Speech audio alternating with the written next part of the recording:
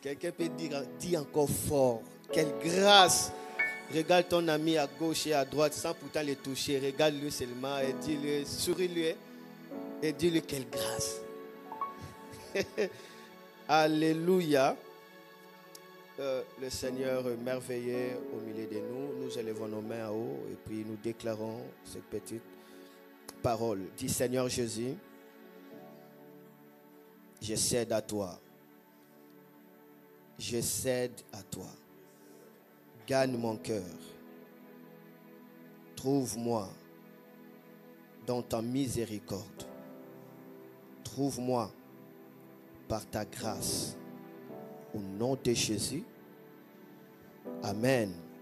Je bénis tout le monde de la part de Dieu. Je bénis son Excellence l'apôtre Goffin, là où il est.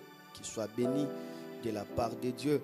Je bénis tous les éminents serviteurs de Dieu qui ont toujours l'habitude de me suivre dans mon école opérée dans le miraculé. Je crois qu'aujourd'hui, c'est une surprise pour vous. Ça serait balancé en direct. Alors, vous pouvez suivre cela comme étant une école, mais dans un culte, parce que le Seigneur a des choses à faire pour vous. Je bénis le monde et que le nom du Seigneur soit béni.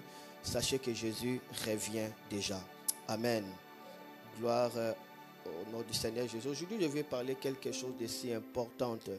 Il s'agit des grandes destinées ne doivent pas ignorer ceci. Je peux répéter. Des grandes destinées ne doivent pas ignorer ceci. Si tu écris des grandes destinées ne doivent pas ignorer ceci. Point de suspension, la guerre spirituelle. Amen. Si vous êtes appelé à réaliser de grandes choses, vous ne devez pas ignorer la guerre spirituelle. Si vous êtes conscient que Dieu vous a appelé à atteindre certaines dimensions dans la vie, n'oubliez jamais, jamais, alors jamais la guerre spirituelle. Amen. Je parle bien de la guerre spirituelle, pas physique. Cela veut dire la guerre qui est dirigée par le Saint-Esprit.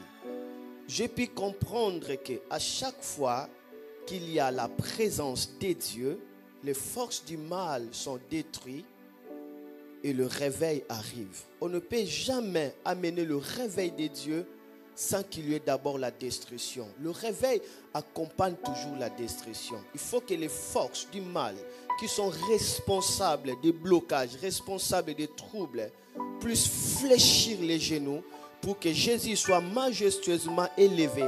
C'est alors que le peuple de Dieu pourra voir la gloire de Dieu.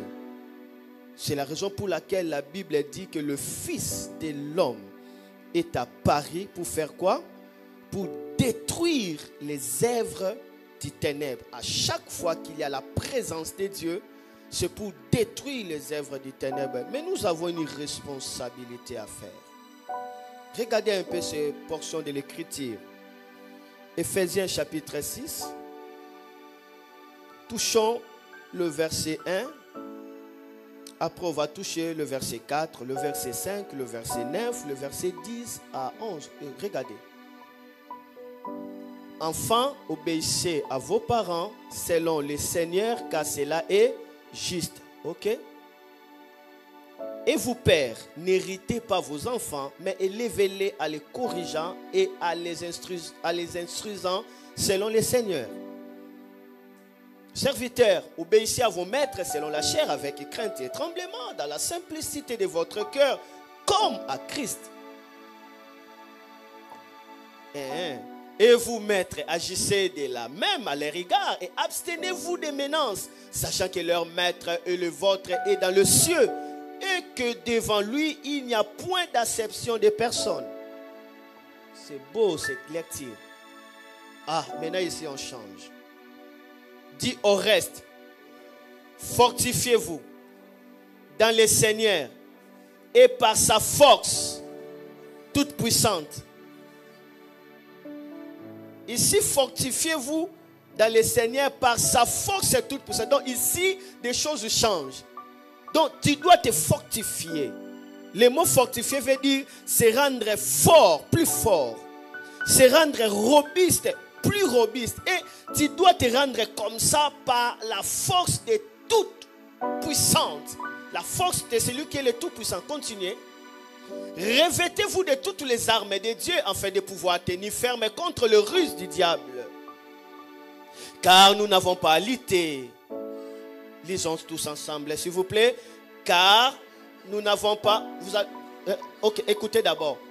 Car ici, c'est ce qu'on appelle la conjonction de coordination. Amen. Ça veut dire tout ce que l'apôtre a mentionné. Pour l'expérimenter, il faut comprendre ces choses. Amen. C'est pourquoi on met car. Donc, ça joint tout ce qu'on a dit au départ. D'accord? Donc, pour vivre dans l'harmonie entre père et enfant, entre travailleurs et patrons, c'est-à-dire il a réglé des choses de la société, la paix de la société. Bien que nous devons respecter nos parents, bien que nos parents ne doivent pas nous blesser, bien qu'il y ait l'harmonie en tout, mais n'oubliez pas, il y a des forces du mal qui opèrent. Et lorsque ces forces-là opèrent, les conseils ne peuvent pas agir. L'éducation ne peut pas agir. Ici, c'est une question de car. Alors, lisons ensemble. Car nous n'avons pas lutté contre la chair et le sang, mais contre quoi? Il y a des dominations dans des familles. Amen. Contre quoi? Contre quoi? Les princes ici, ce n'est pas des fils du diable. Non, cela veut dire des démons principaux. Des démons principaux. Ils ont la mission d'être principal. Numéro 1. Lorsqu'on dit Jésus est le prince des paix, cela ne veut pas dire que la paix l'a enfanté. Non. Il est le principal à ce qui concerne la paix. Ok. Nous luttons contre les princes de quoi? De ce monde de ténèbres. Contre quoi? Les esprits méchants dans le lieu. Le lieu céleste ici, ce n'est pas le trône de Dieu. Le lieu céleste ici, c'est en fait le deuxième ciel. C'est là où le quartier général du diable siège. Amen. C'est la raison pour laquelle pour que ta prière arrive au ciel, ça doit d'abord traverser ce lieu céleste, après ça arrive. Amen. Donc pour prier, il faut vraiment engager le cœur pour que cela arrive. On peut acclamer le Seigneur pour cela. Merci.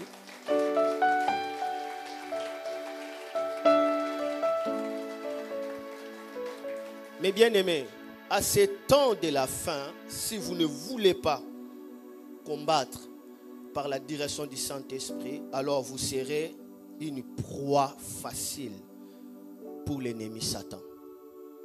Et vous vivrez des choses commandées par les forces du mal. Et ces choses ont pour but de vous amener à vivre une vie de reproches, une vie de plaintes, une vie de honte, une vie de confusion. C'est ce que les forces du mal font. Ils font à ce que des gens puissent vivre une vie de la honte. Voilà pourquoi Jésus va parler quelque chose d'important.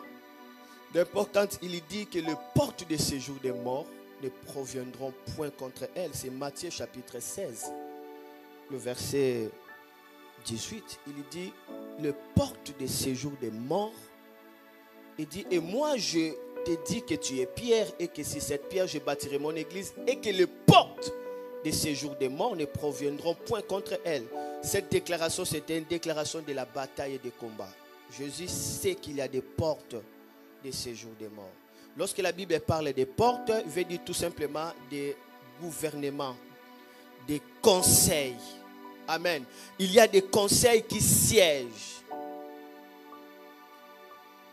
Il y a des choses qui se passent. Rien ne peut arriver sans que cela soit d'abord au préalable été délibéré dans un conseil. Il n'y a rien de au hasard sur la terre. Il y a des conseils de l'iniquité.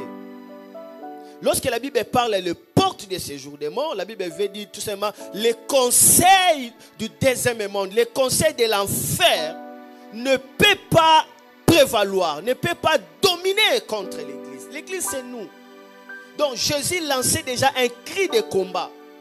Cela veut dire nous sommes appelés à attaquer et à avancer pour que le conseil des ténèbres ne puisse pas dominer sur nous. Si le conseil des ténèbres domine sur nous, alors directement nous commencerons à subir toutes les lois établies par eux. Voilà pourquoi Jésus dit, pour vous l'Église, il ne faut pas que les conseils des séjours des morts, des décisions de l'enfer puissent venir faire l'assaut sur vous. Il y a des décisions, que tu veilles ou pas. Il y a des réunions, que tu veilles ou pas. Mais Jésus nous a donné l'habilité de freindre, d'empêcher que cela arrive. Et si vous avez une grande destinée, vous devez comprendre ces choses. Et pour la première fois que la Bible parle du mot Satan, c'est dans 1 Chronique chapitre 21, le verset 1. On nous montre comment Satan est allé chez le bien-aimé de Dieu. Et là, nous trouvons que Satan, c'est celui qui attaque, c'est celui qui incite, c'est celui qui dévie le plan de Dieu, c'est celui qui crée la confusion et le trouble. Regardez, David était bien, et la Bible dit directement, Satan s'éleva contre Israël. Et il incita David à faire le dénombrement d'Israël. Et après, il y avait des catastrophes qui étaient là. Parce que Satan, en fait, s'éleva contre David. Il s'éleva contre David. Lorsque Satan s'élève contre la vie d'une personne, c'est pour arrêter le plan de Dieu sur cette personne et le faire vivre son plan dans sa vie. Le plan du diable, c'est détruire, c'est dérober, c'est gorger, c'est faire tout ce qui est du noir. Il y a beaucoup de gens ici qui ne vivent pas le plan de Dieu pour leur vie. Ils sont en train de vivre des plans arrêtés par les conseils de l'iniquité. Et là, ils commencent à subir la vie. Et vous pouvez dire que c'est l'épreuve, c'est l'épreuve. Il y a certaines souffrances, ça ne vient pas de l'épreuve. Ça vient tout simplement des réunions du monde des ténèbres. Réveillez-vous. Le Saint-Esprit m'a expliqué de l'Ancien Testament jusqu'au Nouveau Testament comment est-ce que le diable opère pour arrêter les plans de Dieu. Tel que vous êtes là, si le rêve que Dieu avait mis dans votre cœur s'était accompli, vous n'allez pas être dans cet état où vous êtes. Vous n'allez pas être comme ça. Il y a une force qui arrête vos rêves, qui empêche cela. Voilà pourquoi Jésus va dire, priez afin de ne pas tomber dans le piège du mal. Dans le piège du mal. À ne pas tomber dans le piège du mal. Et comment nous devons prier pour dévier le plan satanique? Matthieu 16, 23 nous le dit.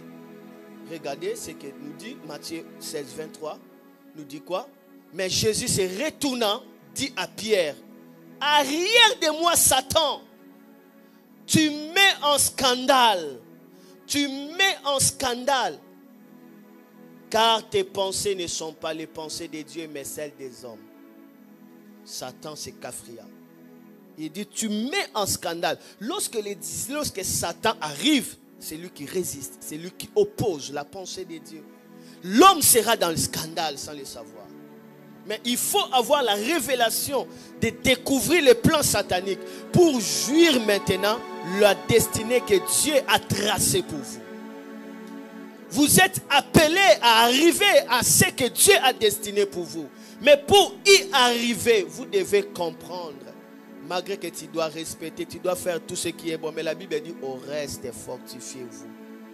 Fortifiez-vous, rendez-vous fort, plus fort. En détruisant les autorités, les dominations, les princes de ce monde des ténèbres. Nous voyons la vie de Job. Il vient toujours pour opposer la pensée de Dieu. Il vient toujours pour confondre l'homme. Il vient toujours pour attaquer, pour troubler. Regardez Job 1, 9 à 10. On nous mentionne encore Satan là-dessus. Satan s'élève Regarde ce que Satan dit.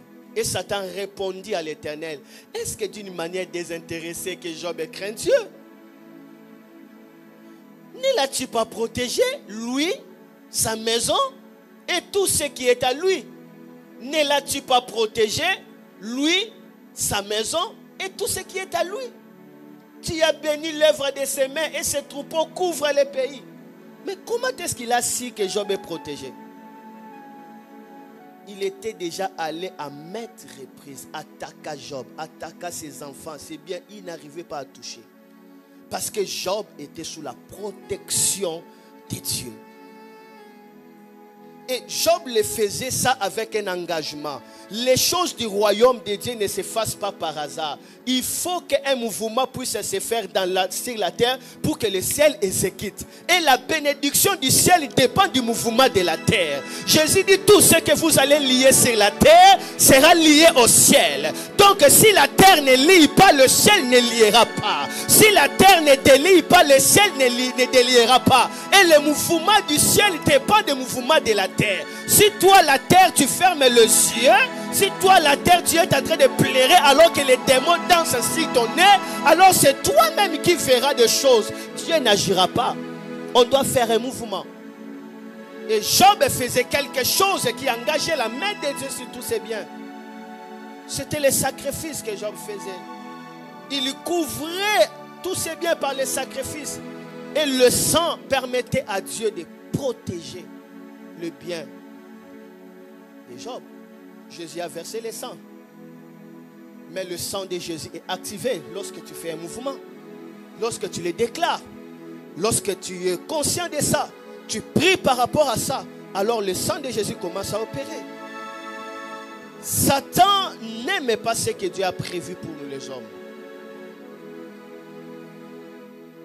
Et dans Marc chapitre 4, le verset 15, regardez. Et la Bible nous parle qu'il vient pour faire quoi? Pour enlever la sémence. Pour enlever la sémence. Enlever la valeur. Enlever la bénédiction. La Bible dit: les uns sont le long du chemin où la parole est sémée. Quand ils l'ont entendu, aussitôt, on présente ici qui? Satan vient et enlève la parole qui a été sémée en eux. Satan.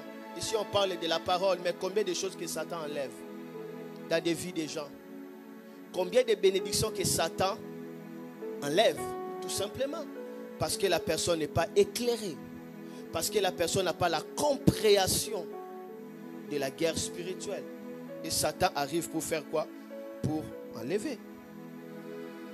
Nous voyons en plein temps de la grâce, et Satan n'a pas eu peur d'opérer dans sa mission d'attaque, d'opposition, de résistance, de déviation du plan de Dieu. L'église vient de naître et Satan s'élève. Satan s'élève. Regardez Actes chapitre 5, le verset 3, on nous parle de Satan. Il vient, il opère, il dévie les plans de Dieu.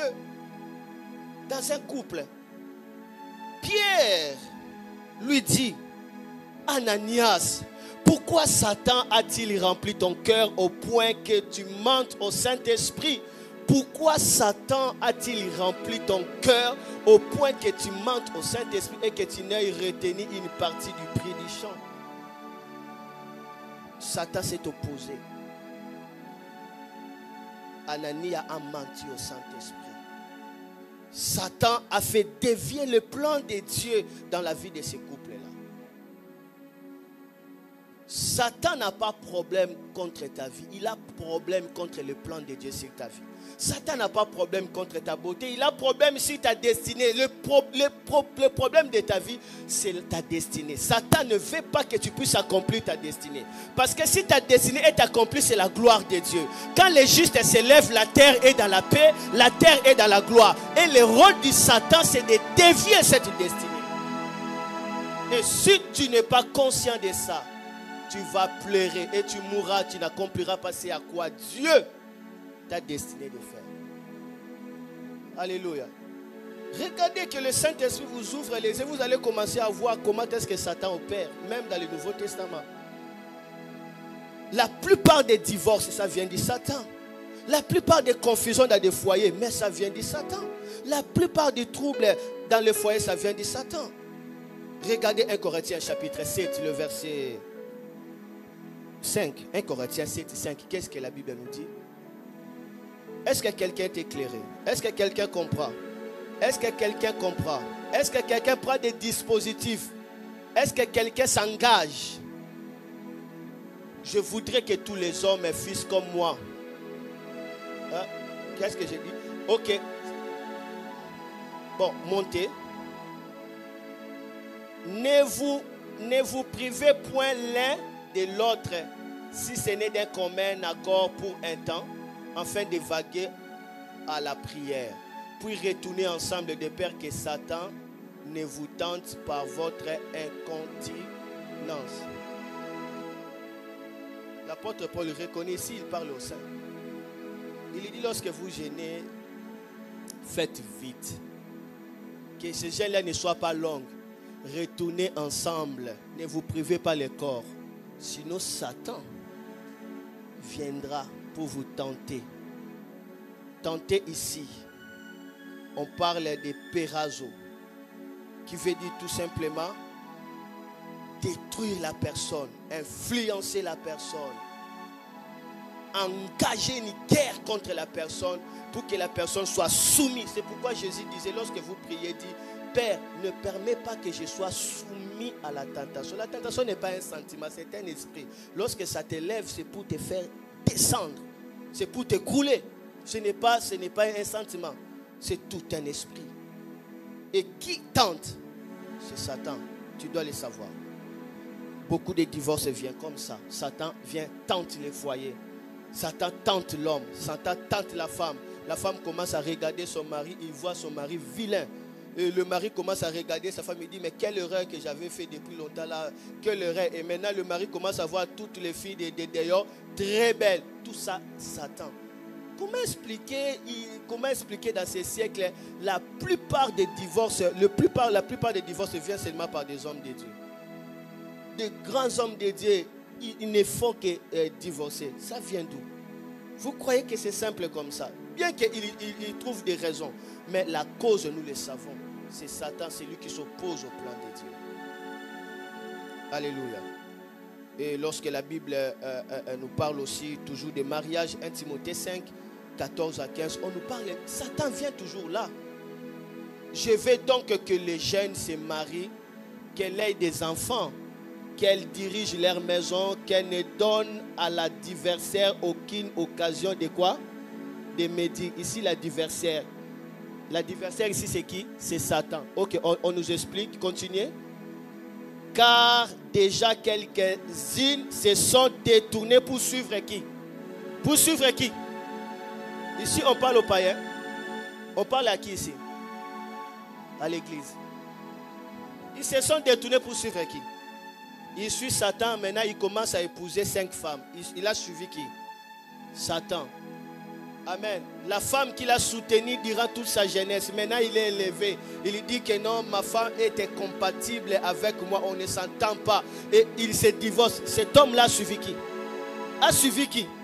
Satan. Satan aime qu'on l'ignore pour qu'il opère bien.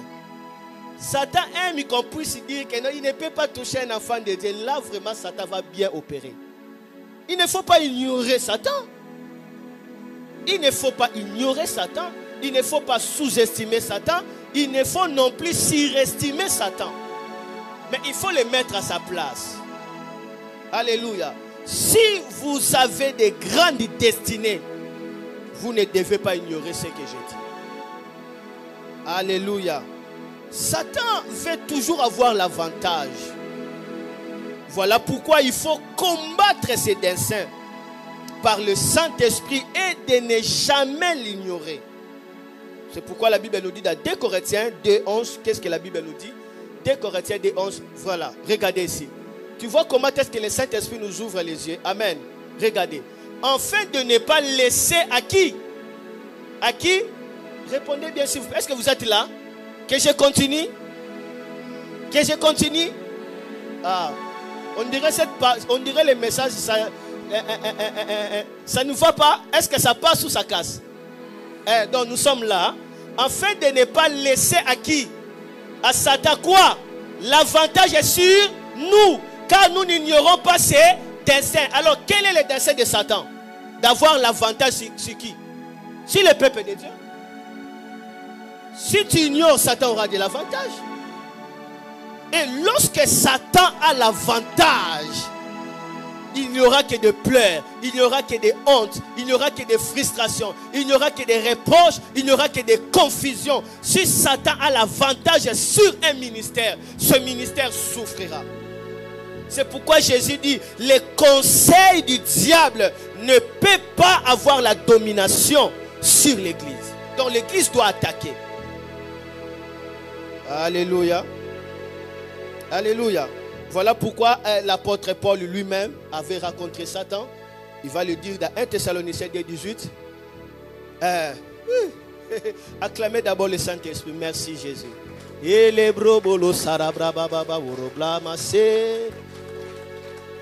Écoutez, lisons tous ensemble. Aussi voulions-nous aller vers vous, du moins moi, Paul, une et même deux fois, mais Satan nous en a, nous, et lui Paul, Satan les a empêchés. Comment est-ce que Paul a su que c'est Satan qui l'a empêché? Donc, première fois, Paul ne savait pas. Deuxième fois, Paul ne savait pas. Mais lorsque Paul priait, il continuait à prier, le Seigneur lui a révélé, si tu n'ailles pas là, ce découragement-là, ce n'est pas toi, c'est Satan qui t'empêche. Il dit, c'est Satan. Maintenant, Paul commence à prier et la porte est ouverte à Thessaloniciens. Dès qu'il est allé là-bas, il a fait un grand ministère, un grand réveil, a touché les peuples de Thessaloniciens. Combien de projets que Satan empêche? Combien de réalisations que Satan empêche? Combien de percées que Satan en a déjà empêché? Combien? Combien? Combien? Combien Satan a empêché? Satan, c'est l'auteur du blocage, du résistance, du retard. C'est Satan. Ne joue pas avec Satan. Moi, pour venir en France, ma femme était d'abord allée. Elle devait aller en grossesse, mais heureusement, parce que je ne peux pas mentionner, malheureusement, heureusement, 10 jours avant son voyage, elle a accouché. Elle a accouché 10 jours avant son voyage. Elle est partie en France. Tellement on avait dépassé beaucoup d'argent, près de 8 000 dollars pour qu'elle puisse voyager. Alors je dis qu'elle voyait seulement que l'enfant reste. L'enfant l'enfant venait à peine de naître et sa mère est partie. Sa mère est restée avec l'enfant une semaine seulement. Après, non, 10 jours, parce que 10 jours avant de voyager. Donc, elle a resté avec son bébé 10 jours. Elle est voyagée. Le bébé est resté. Qui a élevé ce bébé? C'est ma mère. Tellement le bébé pleurait, ma mère a commencé à allaiter. C'est grave. Donc, ma fille là, elle a tété le même mamelle que son père. Ça, c'est extraordinaire, ça. Ma mère l'a allaité. L'a allaité pendant 2 à 3 semaines. Après, elle commence à lui donner des biberons. Et maintenant, moi, je savais que je devais directement joindre ma femme. Je croyais que ça pourrait faire quelques mois. J'ai tenté là-bas, on m'a escroqué. On m'a escroqué. Deuxième, on m'a encore escroqué. Jusqu'à ce que ça fait 3 ans. J'étais resté là. Et ma femme était en France. J'ai dit quelque chose ne va pas. Je suis allé dans une retraite de 3 jours. Pour ça. Pendant que je priais, Dieu me montre un dragon devant moi. Et d'un coup, ce dragon entra sous la terre. Après, je continue le chemin. Là, c'est la vision. Et d'un coup, Dieu me montre une grande maison qui a bloqué toute l'avenue. Il y avait l'impasse. Et d'un coup, cette maison était disparue. Je vis les chemins. Lorsque j'ai vu ça, Ça fait seulement une semaine, de manière miraculeuse. Miraculeuse, je vais rencontrer un avocat à travers mon père spirituel. Et cet avocat dit, je suis touché dans le cœur. Vous allez voyager dans une semaine. Quoi? Et c'était vrai. On a voyagé, moi et mes 2 enfants. Nous sommes venus. Parce que le blocage était enlevé. Ne blaguez pas. Ne blaguez pas. Donc si je me levais dans la guerre spirituelle, j'allais déjà voyager depuis longtemps. Mais parce que j'ai sous-estimé ça, je croyais que le temps de Dieu, cela m'a coûté combien d'années? Combien d'années? Si tu veux que ta vie puisse avancer, revêt-toi de la puissance de Dieu et détruis toute puissance satanique. Il faut combattre Satan pour que ta vie puisse aller plus loin. Satan, c'est celui qui résiste. Amen. Moi, j'ai commencé à prêcher trop jeune. Trop jeune. Aujourd'hui, j'en ai déjà 24 ans dans le ministère. Je parle du ministère, pas le service de Dieu. Sur le service de Dieu, je ne sais pas, ça peut être 26 ans. Mais dans le ministère, 23 ans. Pour vraiment ministre de Dieu. Mais alors que je cherchais les baccalauréats, chez nous, on appelle ça des diplômes d'État. Imaginez, toi, tu es pasteur dans ton église. Tu présentes le baccalauréat, tu as échoué. Mais tes filles, tes fils ont réussi. Chez nous, là-bas, si la personne réussit, on les met de poudre sur la tête. La fête, mais le pasteur a échoué. Quelle honte! J'ai dit, peut-être c'était le rêve. Parce que là, c'était dans toute l'école où nous étions, on avait fait néant. J'ai dit, bon, c'est toute l'école. 2e année, j'ai encore échoué. J'ai dit, est-ce que ça, c'est toujours l'école? Et puis, j'ai quitté cette école. Je suis allé de l'autre côté. Maintenant, grâce pour moi, à ce moment-là, Dieu m'avait appelé à la montagne. J'étais pendant des moments de retraite. Pendant que je priais, je fais les rêves. J'étais en culotte. Imaginez déjà si tu as le baccalauréat chez nous là-bas, on porte le pantalon bleu-blanc. Mais maintenant les culottes c'est pour les CP, c'est pour l'école primaire. Maintenant toi qui attends les diplômes, tu vois dans le rêve que tu es en culotte. Quelle dimension de résistance. Dès que j'ai vu ça, je me suis fâché. J'ai commencé à prier, j'ai frappé la terre. J'ai prié, Seigneur, non, je veux mon diplôme. Là maintenant j'avais eu conscience. C'est pourquoi la Bible dit n'ignorez pas ces desseins. Ne l'ignorez pas. Je vous dis, j'étais toujours pasteur. J'avais toujours l'onction. J'avais vu un mort ressuscité. Je vous parle des choses que j'ai expérimentées. Et quand j'ai prié. Après maintenant je vais faire un rêve. J'étais à l'université. J'ai vu un prof en train de donner le cours. Et j'étais assis dans le banc de l'université.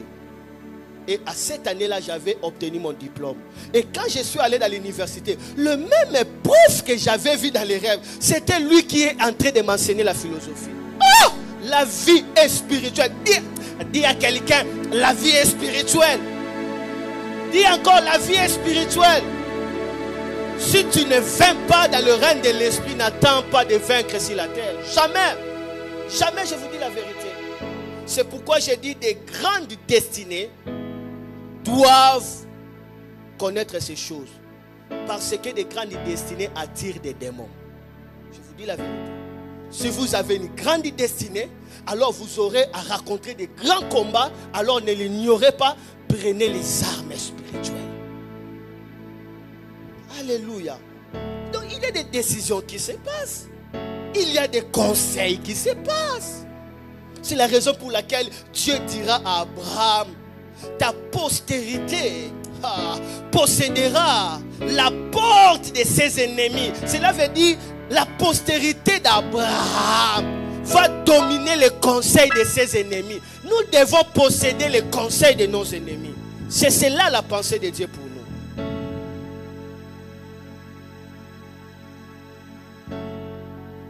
Et lorsque la porte est ouverte, il se passe des grandes bénédictions. L'apôtre Paul va raconter quelque chose d'important. 1 Corinthiens 16, 9, regardez. Il dit quoi? car, lisez ensemble avec moi, car une porte est comment? Grande et d'un accès efficace mais ouverte, et les adversaires sont nombreux. Une grande porte avec un accès efficace. C'est ouverte, mais les adversaires sont nombreux. Lorsque la porte s'ouvre, prend l'autorité d'anéantir tous les adversaires par le feu du Saint-Esprit. Il faut utiliser des bombes célestes. Ne sois pas faible. Ne sois pas malléable. Ne sois pas une proie. On est en train de te maudire et tu pleures. On est en train de compliquer ta vie et tu es en train de pleurer. La Bible dit, si tu es dans la joie, fais quoi? Chante des cantiques. Mais si tu es dans la tristesse, est-ce que la Bible dit de chanter? Fais quoi? Mais prier. Il y a certaines personnes qui sont hypocrites, des choses ne marchent pas, lui il chante. Mais c'est quoi? Tu sais que ça ne marche pas et puis tu chantes. Mais non. Tu dois prier. La Bible dit au jour de la détresse, invoque-moi, je te répondrai. Et toi, tu me glorifieras. Il faut prier et résister les forces du mal. Si Satan trouve l'accès, alors l'homme trouvera le blocage. Si Satan trouve l'accès, l'homme trouve le blocage. C'est pourquoi il faut protéger ton accès, afin qu'il n'y ait pas de blocage. La Bible nous parle de cela, Ephésiens 4, 27, je m'approche déjà. Et ne donnez pas accès à qui? Ne donnez pas accès au diable. Ne donnez pas accès au diable. Parce que si le diable a l'accès, toi tu trouveras le blocage. Lorsque la Bible dit ne donnez pas accès au diable, cela veut dire que tu as l'autorité de refuser que le diable puisse avoir l'accès dans tes projets, l'accès sur ta famille, l'accès sur ta vision, l'accès sur ta destinée. Ne permets pas. Ne permets pas. Nous donnons au diable l'accès par la paresse spirituelle. Certaines personnes sont tellement paresseuses spirituellement. Ils sentent que l'ennemi se lève pour tomber sa tête, mais il continue toujours à manger. Incapable même de gêner. Incapable de gêner. Incapable de payer les prix. Sur la terre, tu ne peux pas briller si tu ne sais pas la loi spirituelle. Alléluia. Ne donnez pas l'accès. Maintenant, lorsqu'il y a l'accès, il y a des merveilleuses choses qui arrivent. Voici ce que l'accès fait. 1 Thessaloniciens 1:9. Regarde. Quand un enfant de Dieu trouve l'accès, il a la gloire. 1 Thessaloniciens 1:9. Lorsqu'un enfant de Dieu trouve l'accès, c'est la bénédiction. 1 Thessaloniciens 1:9. 9. Regardez. Regardez ce que l'accès fait. 9. Car on raconte à notre sujet quel accès nous avons eu auprès de vous et comment vous vous êtes convertis à Dieu en abandonnant les idoles pour servir le Dieu vivant et vrai. Lorsqu'un enfant de Dieu trouve l'accès, c'est la gloire dans cette ville-là. Lorsque l'enfant de Dieu trouve l'accès, les gens se convertissent. Lorsque l'enfant de Dieu trouve l'accès, il y a la bénédiction. Beaucoup de gens seront bénis. Ta bénédiction, alléluia, bénira beaucoup de gens. Ta gloire va toucher beaucoup de gens. Tu as besoin d'avoir l'accès pour que les idoles tombent, pour que les gens puissent servir le Dieu vivant. Il faut avoir l'accès. Lorsque tu as l'accès, le diable est bloqué. Alléluia. Mais si le diable a l'accès sur ta vie, c'est toi qui commenceras à pleurer. C'est toi qui commenceras à avoir une vie de reproche. Une vie de répétition des mêmes choses bizarres.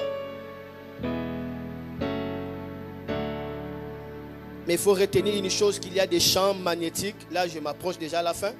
Il y a des champs d'énergie magnétique qui s'élèvent pour s'opposer, décourager et pousser des gens à abandonner leur objectif.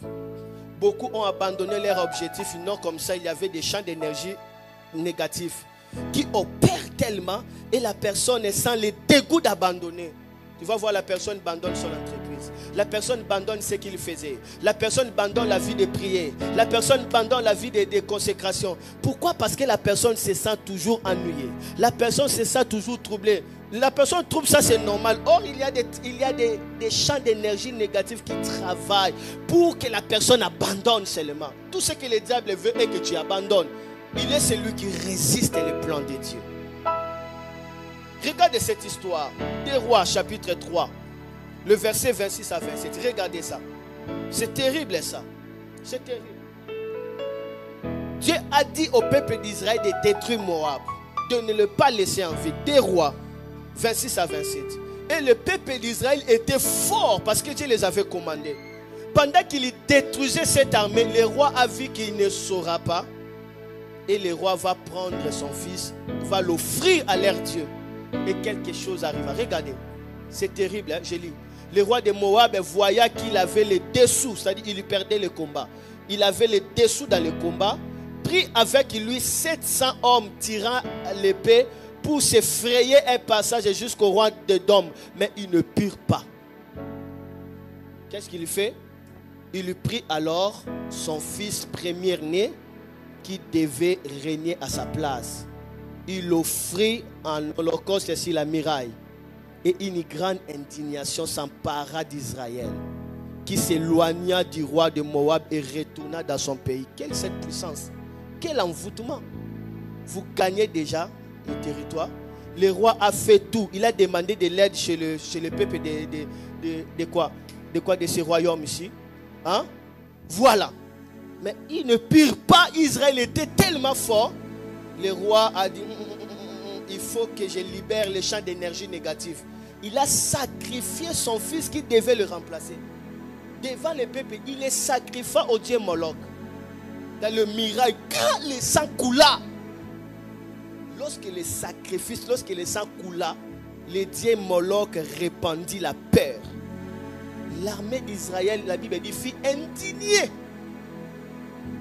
L'indignation s'empara de tout Israël, qui s'éloigna du roi de Moab et retourna dans son pays. Beaucoup de gens ont abandonné leurs parcelles, ont abandonné parce que des sorciers se sont levés et disent, si je continue, je mourrai. Et je laisse seulement, je laisse. Ce sont des choses du monde. Je laisse seulement, je vais mourir. Je laisse. Est-ce que la solution c'est laisser? Une chose, cherche l'énergie de la puissance de l'esprit. Il y a des forces et lorsque ça lève, ça pousse la personne à abandonner. Beaucoup ont abandonné leur carrière. Beaucoup ont abandonné leurs projets. Beaucoup ont abandonné leur soif qu'ils avaient. Ils pensent que c'est normal. Or, il y a des forces qui se lèvent pour que tu laisses. Maintenant, je te donne la solution. La solution contre ces choses. Je te donne aujourd'hui une solution pendant 1 minute. C'est la bouche. Dis la bouche. Dis la bouche. Lorsque je parle la bouche, ici je parle de la parole. La bonne utilisation de la parole, c'est la solution pour faire souffrir Satan. Amen. C'est ça la solution. Amen. Utilise la bouche. Utilise la parole. Alors tu vas soumettre Satan. Tu vas le réduire à rien. Et tu verras tes progrès aller de l'avant. Regardez avec moi Luc chapitre 21, le verset 15. Et là, j'aimerais que tout le monde lise ça. Luc 21, 15. Utilisez la bouche. Lisez ensemble. 1, 2, 3.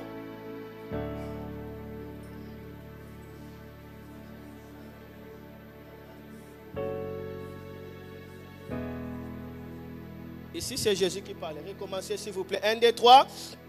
Car je vous donnerai une bouche et une sagesse à laquelle tous vos ennemis ne pourront résister ou contredire. Jésus dit, je vous donnerai une bouche que les ennemis ne pourront pas contredire. La parole. Tu vois des choses noires, tu te lèves. Tu dis, Satan, retire ta main sur ma vie. Si tu le dis ça par l'Esprit de Dieu, Satan retirera sa main.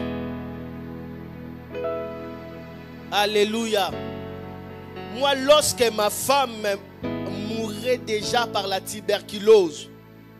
Elle a pris des médicaments, ça ne changeait pas. Elle a perdu 15 kilos. Lorsque je le regarde comme ça, je commence à avoir pitié d'elle. J'interdis à ta vie d'inspirer pitié. Tu es fils de la destinée. Tu n'es pas là pour inspirer pitié, mais tu es là pour inspirer l'admiration. Lorsque les gens te voient comme ça, ils voient l'admiration. Ils voient la gloire de Dieu. Ne sois pas quelqu'un qui inspire toujours pitié. Il y a d'autres personnes qui aiment toujours qu'on puisse dire pitié, la pauvre. Et regarde elle. Non, non, non, non. Jésus a payé le prix de ta honte. Tu ne peux pas inspirer pitié. Tu dois inspirer la gloire de Dieu. Ta vie doit inspirer la gloire de Dieu. Des grandes choses ont été déclarées sur vous. Ma femme commençait à inspirer pitié. Lorsqu'on marchait seulement comme ça, les gens faisaient des commérages à l'œil uni. Ils se parlaient comme ça. Et jusqu'à ce que je n'arrivais pas à être avec elle. C'était ma mère maintenant qui commençait à marcher avec elle. Si le vent souffle comme ça, elle est là, elle va tomber. Après avoir été souffert comme ça, j'ai dit non, non, non, non, non, non. J'étais distrait, j'ai beaucoup mis l'attention sur les médicaments. Mais c'est quoi ça? Oh, n'est-ce pas je suis l'homme de Dieu? Qu'est-ce qui m'arrive? Qu'est-ce que... Le Satan est à l'aise lorsque tu l'ignores. Ignore Satan, il sera à l'aise, il va te détruire bien. Lorsque j'ai compris, j'ai dit assez, c'est assez. Assez, c'est assez. Satan, c'est fini aujourd'hui. J'ai dit seulement comme ça, c'est fini aussi. Après des jours, je commence à voir la santé de ma femme commence à être restaurée. Elle commence à bien respirer. Elle commence à bien respirer. Et elle a été guérie. Dès qu'elle commençait à grossir, les gens commencent encore à dire diminue, diminue, diminue, tu es encore trop grosse. Voici le monde. Voici le monde. Lorsqu'elle a commencé à avoir du poids là, je commence à lui dire, tu sais, dans cette avenue, pendant qu'on passait là-bas, les gens faisaient des commérages. Toi, ces derniers temps, bien vêtu, il faut faire des tours dans cette avenue-là. Ne dis rien, mais fais quoi? Pas seulement. Quelle grâce. Encore. Ne dis rien, mais fais seulement comme ça.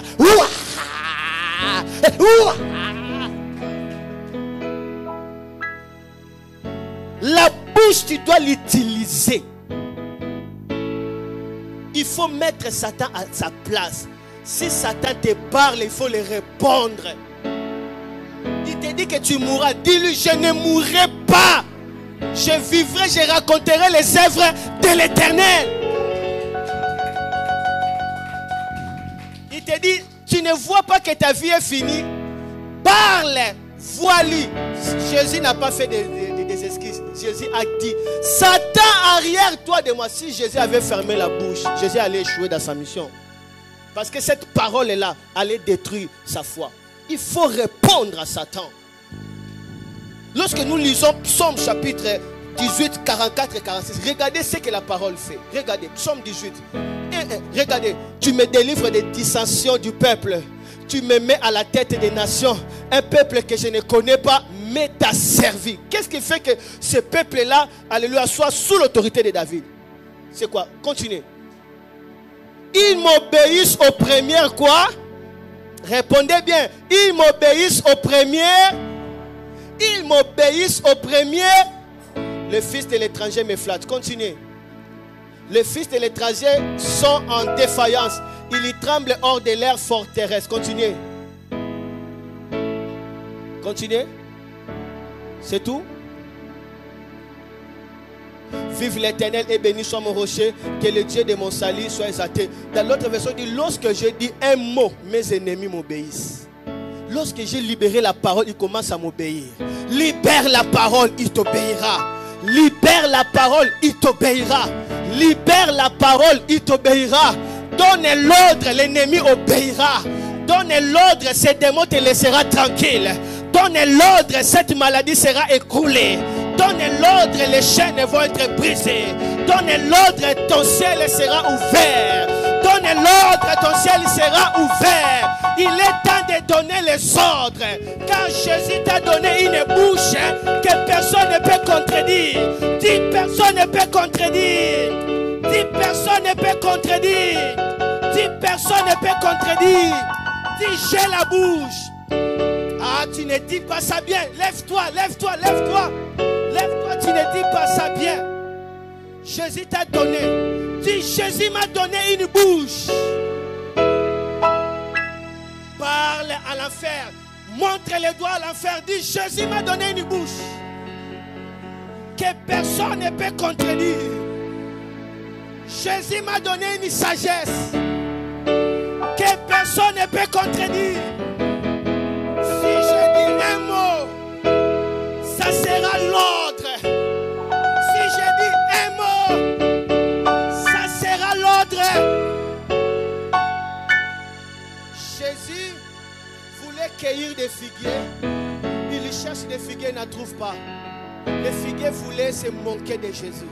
Et Jésus l'a maudit. Toute situation qui veut se moquer de toi, tu dois les maudire. Allez, commence à maudire toute situation qui veut se moquer de toi. Commence à maudire, priez, priez, priez. Je vais voir des gens qui vibrent. Je vais voir des géants de prière. Tu pries gentiment. Il faut battre les mains, maudire toute situation qui veut humilier ta vie. Jésus dit, toi tu veux m'humilier, personne ne va te manger. Maudire cette situation-là. Maudire ça. Maudire ça. Maudire ça. Tout ce que vous lierez sur la terre sera lié au ciel. Liez tout complot de l'ennemi. Maudis cela. Maudis. Maudis. Au nom de Jésus.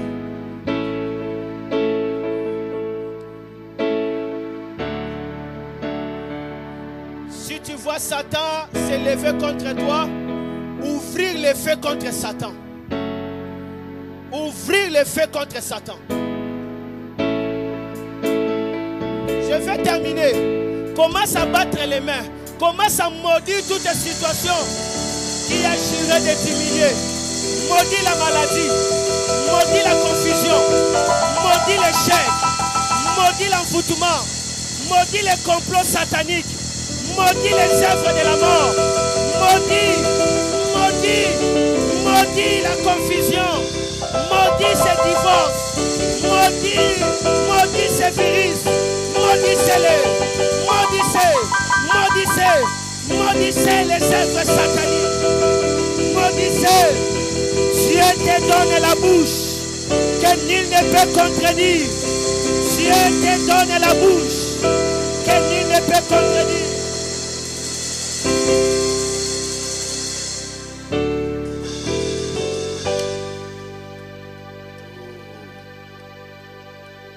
On bénit le nom de l'Éternel. Bénissons l'Éternel. Bénissons l'Éternel. Qui n'a pas été béni en ce matin? Si nous sommes bénis, glorifions le nom. Glorifions l'Éternel. Si nous sommes bénis, glorifions l'Éternel. Et prenons possession de notre vie aujourd'hui. Prenons possession de notre vie. Prenons possession de notre destinée. Prenons possession de ce qui nous appartient, de notre travail, notre matériel. Levons-nous, levons-nous. Mais mettons aussi nos jambes par terre pour pouvoir contrecarrer tous ces plans, les plans de l'ennemi. Il faut nous contrecarrer tous ces plans. Par manque de connaissance, nos peuples périt. Je dis à nous pas qu'à périr encore parce que nous connaissons la vérité. Nous pas qu'à périr encore parce que nous connaissons la vérité. Amen. Alors ça nous est pour nous faire. C'est mettre les conseils en pratique. Est-ce que nous devons mettre les conseils en pratique? Mais ce n'est pas pour un jour, mais c'est pour tous les jours. Ce n'est pas pour une journée, mais c'est pour tout le temps. tout le reste du temps qui nous reste encore pour pouvoir travailler, nous mettre debout, nous élever. Tout longtemps nous rester assis. Tout longtemps nous sommes restés assis comme ça, en acceptant les choses. Aujourd'hui, dis ça suffit. Dis ça suffit. Attends, dis ça suffit. Dis ça suffit. Nous reprenons la croix de la bannière, nous reprenons notre victoire là où nous l'avons perdu. Ce que nous avons accepté en disant c'est la destinée, c'est la vie. Ah, c'est la vie qui est comme ça. Non, la vie n'est pas.